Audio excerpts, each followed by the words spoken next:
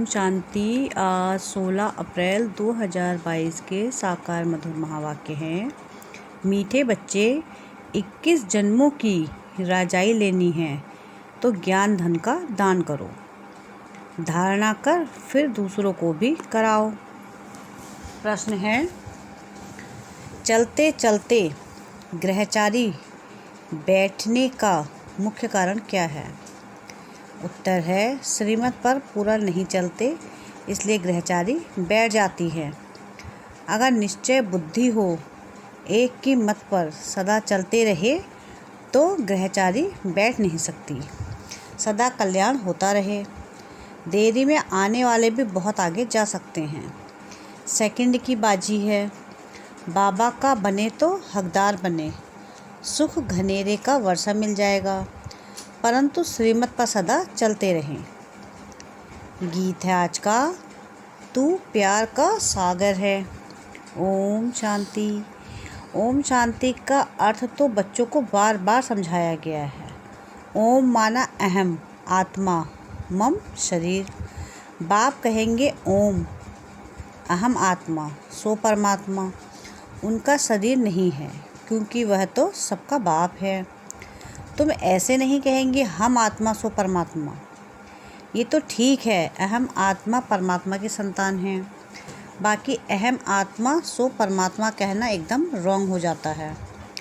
तुम बच्चे बाप को जानते हो, यह समझते हो कि यह पुरानी दुनिया है, नई दुनिया सतयुग को कहा जाता है। परंतु सतयुग कब होता है यह वह बेचारे नहीं जानते। समझते हैं कलयुग तो अभी बाकी 40,000 वर्ष है। तुम बच्चे जानते हो हम श्रीमत पर अभी नई दुनिया स्थापन कर रहे हैं। बाप कहते हैं मैं तुम्हारे द्वारा नई दुनिया स्थापन कर रहा हूँ, तुम्हारे द्वारा विनाश नहीं करवाता। वही तुम शिव शक्तियाँ प्रजापिता ब्रह्मा की मुख वंशावली अहिंसक शक्ति सेना हो। तुम ही हो जो बाप से वर्षा ले पानी के अधिकारी हो। तुम ब्राह्मणों को ही श्रीमत मिलती है। तुम काम विकार को जीतते हो, तभी यहाँ जो आते हैं उनसे पूछा जाता है कि अगर काम विकार पर जीत पाई हो तो बाप से मिलना। मोतेले और सौतेले होते हैं। मातेले कब विकार में नहीं जा सकते। मातेले और सौतेले होते हैं, मातेले का विकार में नहीं जा सकते। अभी हमको बाप मिला है जो ज्ञान का सागर है। कृष्ण को ज्ञान का सागर नहीं कहेंगे। शिव बाबा की महिमा और देवताओं की महिमा एकदम अलग है। देवताओं की महिमा है संपूर्ण निर्विकारी। शिव बाबा को कहा जाता है मनुष्य सृष्टि का बीज रूप, सच्चित आनंद स्वरूप, ज्ञान का सागर। यह शरीर पहले जड़ होता है, फिर उनमें जब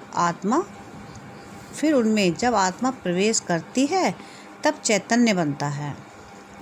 यह मनुष्य सृष्टि रूपी झाड़ की उत्पत्ति कैसे होती है यह सिर्फ बाप बीज रूप ही जानते हैं। वह तुमको ज्ञान दे रहे हैं। बाबा कहते हैं तुमको थोड़ा भी ज्ञान देता हूँ तो तुम पुरानी दुनिया से नई दुनिया में चले जाते हो। उनको ही शिवालय कहा जाता है। शिव बाबा द्वारा स्थापन किया हुआ स्वर्ग जिसमें चैतन्य देवताएं निवास करते हैं। भक्ति मार्ग में उन्हों को मंदिर में बिठा दिया है। तुम हो सच्चे सच्चे रूहानी ब्राह्मण। तुमको शिव बाबा ने ब्रह्मा द्वारा अपना बनाया है। वह जिस्मानी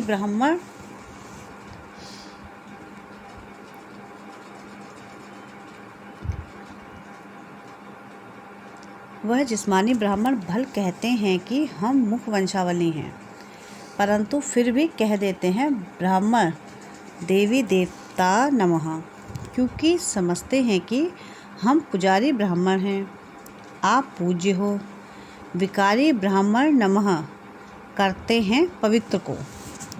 तुम अभी ब्राह्मण हो, वह समय आएगा फिर तुम ही कहेंगे ब्राह्मण देवताए नमः, क्योंकि अभी तुम पूज्य ही जाकर पुजारी बनते हो। यह बड़ी गुह्य रमणीक बातें हैं। जो श्रीमत पर चलने वाले हैं वह इस रीति धारण कर और करा सकते हैं। जैसे बैरिस्टर सर्जन जितना पढ़ते हैं उतनी दवाइयाँ व पॉइंट्स बुद्धि में रहती हैं।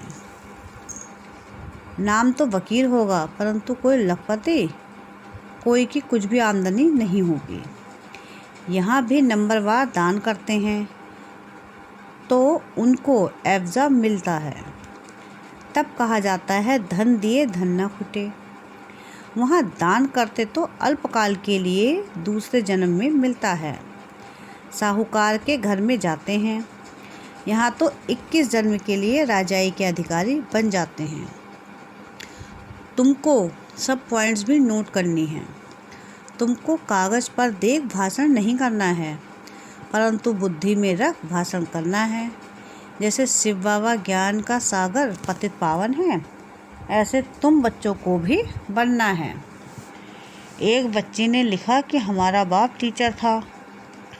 आप भी हमारे बाप टीचर हो। वह है हद का, ये है बेहद का। वह है हद का, यह है बेहद का। बेहद का बाप बेहद की बातें सुनाता है। हद का बाप हद की बातें सुनाते हैं। वह है हद का सुख देने वाला। हद की सेवा करने वाले सर्वोदया नाम रखते हैं। यह भी झूठ। सर्वमाना सारी दुनिया पर तो दया नहीं करते। बाप ही है जो सर्व पर दया कर पावन बनाते हैं। तत्वों को भी पावन बनाते हैं।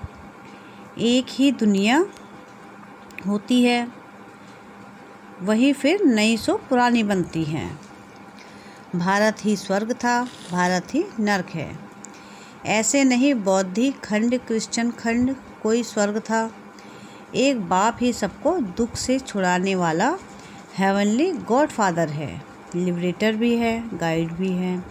उनको सब याद करते हैं। बाप कहते हैं बच्चे टाइम बहुत थोड़ा है, अभी देह सही सबसे बुद्धि योग हटाओ। अब हम अपने बाप के पास ही जाते हैं, फिर आकर राज्य करेंगे। मुख्य हीरो एंड हीरोइन का पार्ट तुम्हारा है। यथा माँ बाप तथा बच्चे सब पुरुषार्थी हैं। पुरुषार्थ कराने वाला एक ही परमपिता परमात्मा अति प्यारा है। भक्ति मार्ग में भी उनको याद करते हैं परंतु उनको जानते नहीं। ऋषि मुनि आदि भी कहते थे रचता और रचना बेअंत है। तो आजकल के गुरु कैसे कह देते कि हम ही परमात्मा हैं। देलवाड़ा मंदिर में आदि देव का चित्र है, नीचे काला दिखाते हैं। फिर अचल घर में सोने का रखा है। नीचे तपस्या कर रहे हैं, ऊपर स्वर्ग है। यह है हमारा यादगार। पतितों को पावन बनाते तो संगम हुआ ना। भक्ति मार्ग वाले भी होंगे। बाबा इस शरीर द्वारा अपना जड़ मंदिर यादगार भी देखते हैं, समझाते हैं मैं देखता हूँ। यह हमारे यादगार बने हुए हैं। तुम भी अपना यादगार देखो। पहले तुम नहीं जानते थे कि यह हमारा यादगार है, अभी जानते हो। तुम जो पूज्य देवता थे अब पुजारी बने हो। हम सो देवता, हम सो क्षत्रिय। हम सो का अर्थ भी तुम ही जानते हो। नई दुनिया सो पुरानी कैसे बनती है। नई बातें तब पुरानी का विनाश हो, नई बने तब पुरानी का विनाश हो। ब्रह्मा द्वारा स्थापना तो जरूर यहाँ होनी चाहिए। पुर्जा यहाँ रचते हैं। सूक्ष्म वतन में तो ब्रह्मा अकेला बैठा है।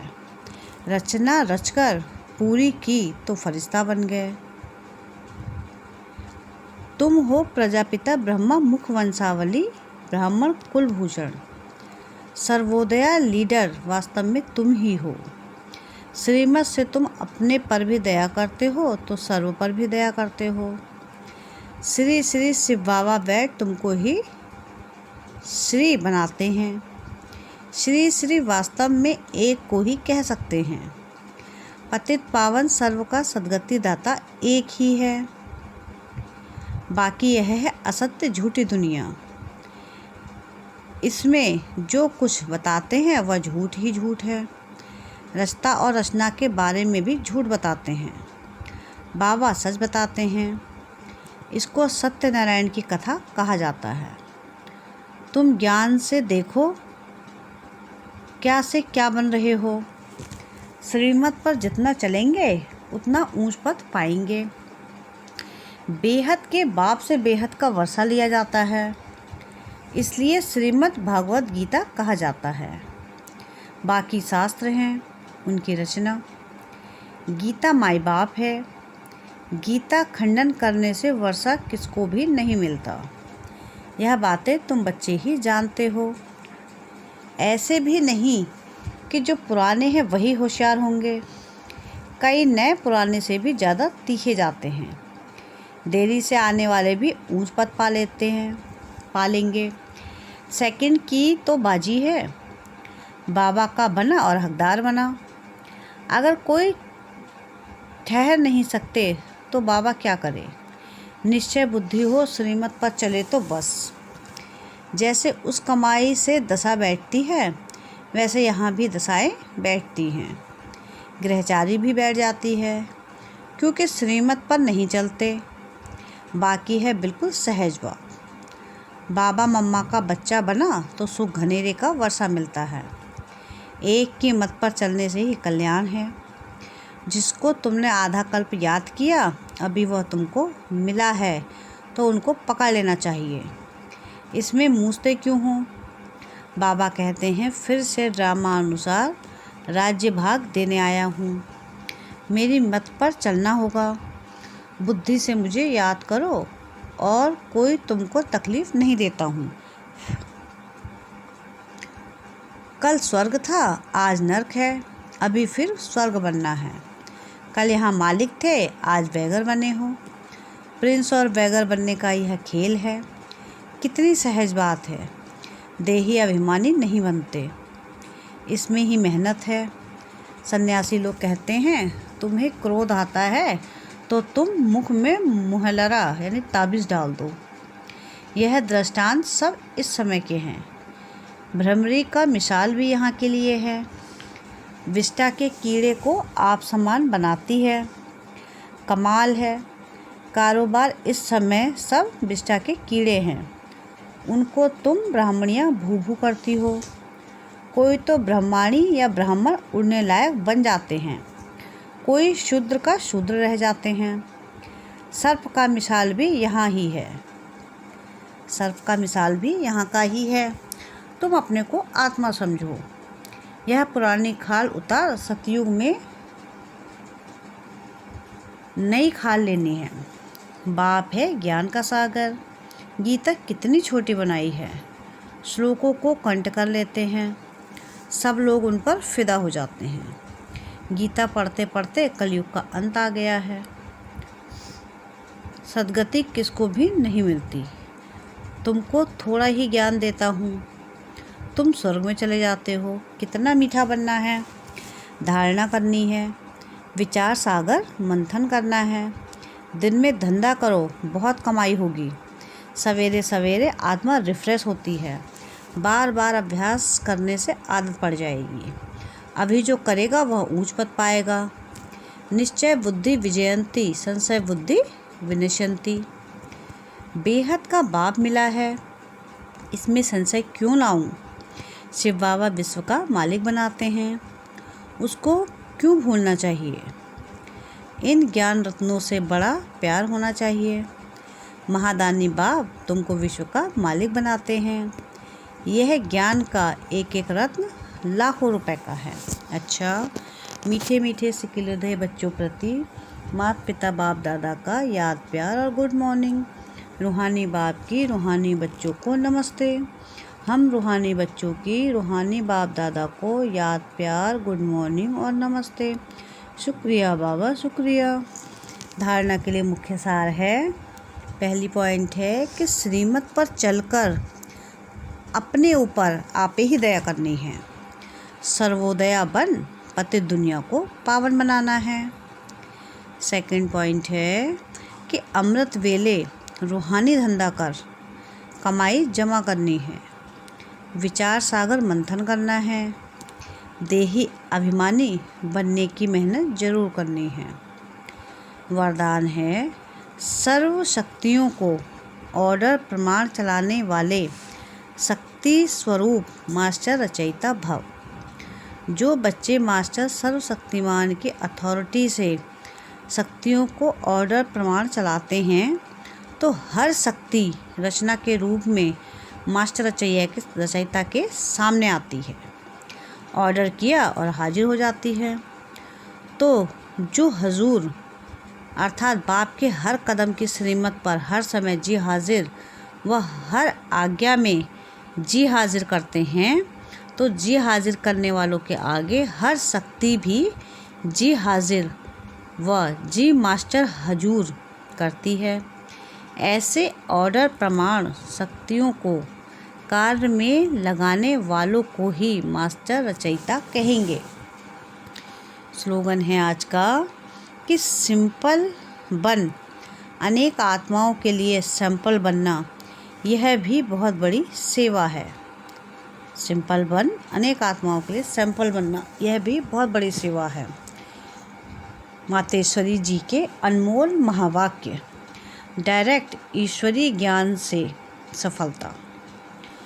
हमें यह जो अविनाशी ज्ञान मिल रहा है, यह डायरेक्ट ज्ञान सागर परमात्मा द्वारा मिल रहा है। इस ज्ञान को हम ईश्वरीय ज्ञान कहते हैं, क्योंकि इस ज्ञान से मनुष्य जन्म जन्मांतर दुख के बंधन से छूट जाते हैं, कर्म बंधन में नहीं आते। इसलिए ही इस ज्ञान को अविनाशी ज्ञान कहा जाता है। अब यह ज्ञान सिर्फ एक ही अविनाशी परमपिता परमात्मा द्वारा हमें प्राप्त होता है, क्योंकि वो खुद अविनाशी है। बाकी तो सब मनुष्य आत्माएं जन्म मरण के चक्र में आने वाली हैं, इसलिए उनसे मिला हुआ ज्ञान हमें कर्म बंधन से छुटकारा देने वाला नहीं है। इस कारण उन्हों के ज्ञान को मिथ्या ज्ञान अथवा विनाशी ज्ञान कहेंगे। लेकिन यह देवताएं सदा अमर हैं, क्योंकि इन्होंने अविनाशी परमात्मा द्वारा अविनाशी ज्ञान प्राप्त किया है। तो इससे सिद्ध है कि परमात्मा भी एक है, तो उसका ज्ञान भी एक है। इस ज्ञान में दो मुख्य बातें बुद्धि में रखनी हैं। एक तो इसमें विकारी कलयुगी संग दोष से दूर होना है, और दूसरी बात कि मलेच्छ खान पान आदि की परहेज रखनी है। इस परहेज रखने से ही जीवन सफल होता है। अच्छा, ओम शांति, ओम शांति, ओम शांति।